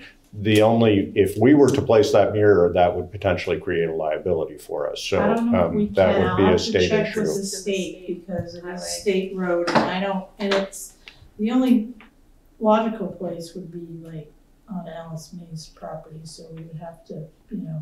There's a visibility problem there with bushes growing too. I was hauling lumber out of Absolutely. there and Yeah, Pulling the out state Sand is Hill not Road is mowing, It's terrible. you know? terrifying. Yes. Yeah. Yeah. Yeah. I have to put my window down to listen for traffic, Mhm. just like. That's a good one, I'll remember that. So we should at least petition the state to come in there with a mower and knock I down know. whatever it's With- growing. Yeah. So just, Especially on the corners. right, exactly. Yeah. No, it's bad. So, animal control ordinance, so we have a draft in here, which we've we've had it had for quite a while. time, So I yeah. just wanna let this board know that, we're gonna do a 30-day, public notice for a public hearing on it. And we might have more than one public informational meeting, but we need to move this ordinance forward in order to, coordinate with the new animal control. Because currently we don't have fines in our current ordinance. For no licenses. Yeah. For unregistered dogs and stuff like that, so, we'll see how this works out with Wyndham County Sheriff as well. Mhm. And, there's supposed to be a generic one that would cover what they're doing specifically, but without any fines, they can't write any citations. Okay, so we should do that. So, Yeah. So I will move that forward. Sounds good. Putney Public Pool. Beverly had to go up to the pool this week. It was about 7 o'clock, and we had 2 male individuals swimming in the pool. 7 o'clock at night. Yes. So no lights were on. Youths or? No, they're young adults. Okay. And so she Registered questioned their actions and kicked them out, but they jumped the fence. And we will be getting security cameras up there. So there's a lot of stuff going on in town right now, and I think the police are a bit busy. If I want to pursue this, I can ask the school because they have cameras and they probably caught these 2 individuals walking down because there was no car up there. Mm. But no damage was done, but I just want to let it's the a board liability. know Yeah. this happened. There is a Facebook page called Town of Putney Pool. It is not associated with town government. It is not our page. It has incorrect hours on there, and please do not go to it. And the reliable source for the pool is Friends of Putney Pool. So they are taking information from us or from Summer Matters programs and posting it on their page. So we can't deactivate it because we don't know who created it. So you haven't been able to contact them? No. I have an email out to them. Oh, you do? To Facebook? So Facebook is not fast to respond. No. Right. I think it might have been like the rec department prior to when they were managing the pool. It might have been somebody on there. But the last post on there was 2019, so it is not current. Do not go to that page. Okay. The library has a no trespassing order on a particular Putney resident at this time. I'm just alerting you. Tom is aware of it. The trustees at the library are aware of it. The sheriff's department is aware of the situation. So that's all I want to say about that. Fuel bids, fuel bid proposals. Alyssa, did we get those out today? Yes, I sent them out. Thank you very much. And I put it on the Facebook and on the website as well. Thank you. So bids are due August 20th. We're a little late getting those out, but I'm not sure how that's going to shake out yet. But that could impact our budget. It's going to. And that's all I have. Okay. Okay. Thank you. Mr. Chairman, Yes. I didn't want to interrupt the discussion, but if I may, I should like to offer a suggestion regarding security cameras at the pool. Mm-hmm. Because in another context, I've been looking into security cameras recently to specify that they have night vision. Mm. Some cameras work well in low light, others don't. Right. And you know, they're available off the shelf, so Yes. why not get them? Yeah. The other thing is, I like to walk down there sometimes because I can stand down there at the either I'm heading across into the woods or I can stand there at twilight and watch the wildlife. A lot of birds flying around. No swimming. Okay. if you say so. Swim in the river. But lights that outdoor lights that turn Motion on, sensor. Right. you know, Yeah. whether it's motion or infrared could be a useful thing as well, in conjunction with cameras that work in low light. But of course, no camera works in no light. Right. Yeah. Right. This is part of the passive grant, equipment Yeah. grant. So Nice. some of that cost will be absorbed by that grant. The library is also on that same grant for security cameras as well. So, Yeah, no, I think Yes. motion sensing lights would be, Yeah. I mean, that in itself would be a significant deterrent. Yeah. Easy to Signs. unscrew a bulb, so we'd have to have Yeah. security on the motion sensing lights. we do have but deck lighting. There's 2 deck lights, so. that stay on. When you flip the switch. Well, no, they come on at at nighttime. Do they? Okay. Yes, so. So To that to may make not- it easier for that people may to not- climb the Yeah, fence. exactly. Don't want somebody falling. Yeah, maybe the motion sensor, I'll have to take a look at that, Mr. Chairman, thank you for that. Well, they also have, I mean, there's also cameras that Right. alert, Right, send an alert when somebody yeah, Oh, sure. pops up on it, so. yeah. Yeah, you can- notification. You So- can have that. Of course, for that, you'd need to pay. Somebody to monitor it. Well, yeah, that's, there's alarm companies that do that. Of course, You know, yeah. They offer the service. Of course, you also, I've never taken a look. I suppose there's a telephone line in there. There is. Yes. Yeah, Yeah. That's what you need. Yeah. yeah. Yeah. Good. Having people Thank you. jump the fence too is not good, because the fence is getting damaged. Yeah. Yeah. So, Well, and it's a pretty hard fall on the concrete. and But we heard Mr. Mrowicki say that people are enjoying the pool, so. Yeah. There are other places to swim. I was You don't gonna- have to jump a I was fence. gonna say, if Howard wanted to go swimming down there by the pool, he wouldn't need to swim in the pool with the rain that we've been having. Plenty of places to swim. Swim on It's the way right to there. the You're bridge. right. Although you have to be careful with your strokes because for the most part, it's shallow water swimming. yeah, no kidding. All right. Any other business? No. All right. Do I hear a motion to enter executive session? Don't have the statute in front of me. Yeah, you Got it, Aileen? Which one? First and the second. Both of them? Okay, so I make a motion to enter executive session under Title I VSA 313A3 and under Title I VSA 313A1E. And I second that. It's been moved and seconded to enter executive session. I don't believe we'll be taking any actions tonight. Is that correct? If we do, we'll notify Right. you and we'll, Pardon me, just briefly, I can't make this door unlock. So Okay. somebody will need to fix we'll it. check We'll it. come check it. Yes. Yep. Thank you. Thank you, Howard. All right. It's been moved and seconded. All those in favor? Aye. Aye. All Okay. right. Thank you.